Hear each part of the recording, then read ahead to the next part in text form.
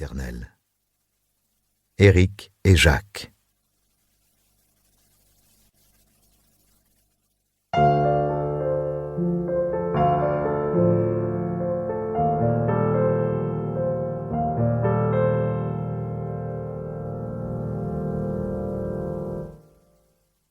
Prologue.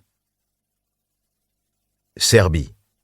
Territoire allemand du Banat, juillet 1944. Le soleil enfin évaporé, deux hannetons, à la carapace piquetée de jaune, sortirent de leur résidence, un monticule de pierre collé contre une grange. C'était l'heure de passer à table, et le potager situé de l'autre côté de la cour de la ferme leur offrirait le plus merveilleux des festins.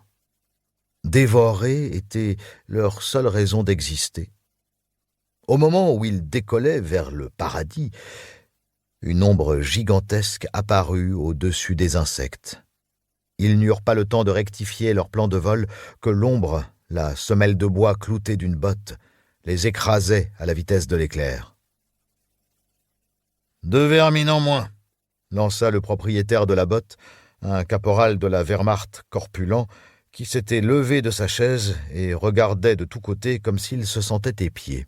« Plus facile à exterminer que ces salopards de partisans communistes !» commenta son compagnon, un soldat qui taillait un pieu avec son couteau de campagne. Le caporal balaya la cour d'un regard inquiet et cracha sur le sol de boue craquelée.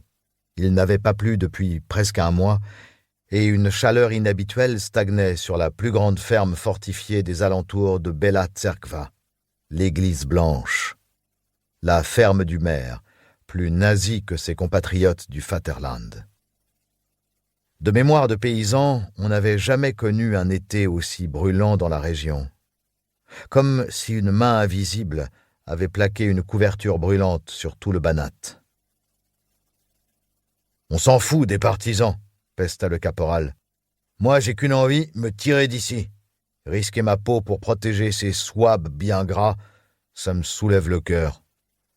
T'as plus de cœur depuis qu'on a liquidé tous les juifs et les roms du coin. » Leur poste de garde était logé dans une maisonnette qui faisait face au corps principal de la ferme, où résidaient le propriétaire et sa petite famille.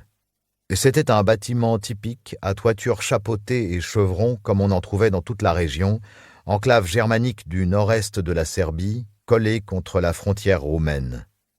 Ici, on parlait allemand depuis le XVIIIe siècle, quand les premiers paysans, souabes mais aussi lorrains, étaient venus coloniser la région sous l'impulsion de l'Empire autrichien. Au fil du temps, les Donauschwaben, la population germanophone qui a vécu dans divers pays d'Europe centrale et orientale, en particulier dans la vallée du Danube, s'étaient retrouvés majoritaires dans les bourgs et villages devenus prospères. Ils avaient asséché les marais et transformé les sols putrides en riches terres agricoles. Rien de semblable aux montagnes sauvages des Carpates roumaines qui leur faisaient face, de l'autre côté de la frontière toute proche. Les Donauschwaben n'avaient pas attendu Hitler pour se considérer comme l'incarnation de la suprématie germanique face aux Slaves qu'ils côtoyaient avec mépris. Le soldat inspecta son pieu en soufflant sur les copeaux de bois. « C'est qu'une question de semaine ou de mois avant qu'on déguerpisse d'ici. Les Swabs devraient nous imiter. Je n'ai pas envie de subir le sort des autres Allemands, comme à Opovo. Un massacre. Les hommes, les femmes, les enfants.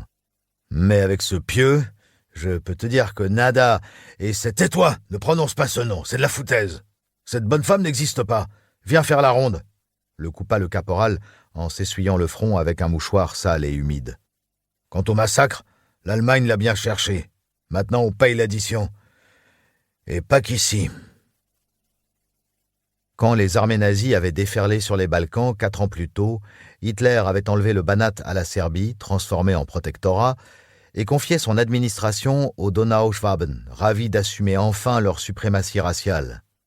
Et au-delà du Banat arianisé, la botte et le fouet régnaient sur les Balkans. Les pays environnants étaient dirigés par des gouvernements fascistes ou mis eux aussi sous protectorat. La Roumanie voisine, à quelques kilomètres à vol d'oiseau, marchait au pas du sanglant maréchal Antonescu et de sa garde de fer, une milice fasciste encore plus antisémite que les SS.